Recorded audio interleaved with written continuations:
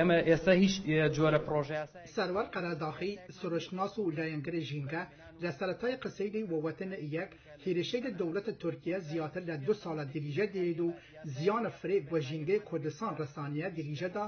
لە هەر کوورە جەنگ بود تشتێک زیاتر لە وێرانیە ژینگە نییە. ئی هێرشەی لە وەکەلوپەلی لە قەیاخەکردیای ناونەتەوەیی یعنی شیمیایی ئەنجام گرێت. کاڵکردن لە کەلوپەلی شیمیایی هەڕەشەیە گەورە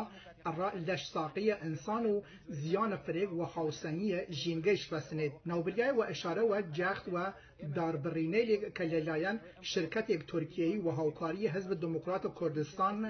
باشوور لە ناوچەیە بهدینان و ڕێکەفتەیە و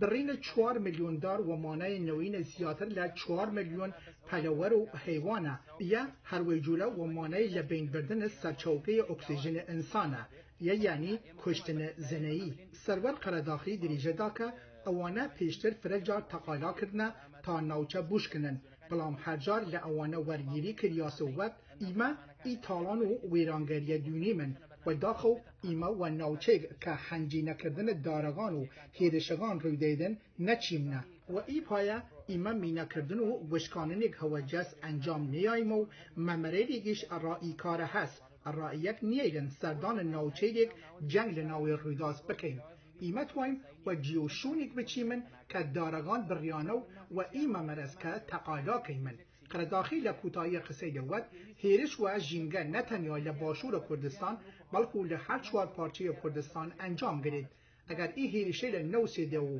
ورگیری ولیان نکریت انسان و گیانداری لی ای 4 جغرافیایی زیان گورا و قرص بدونن.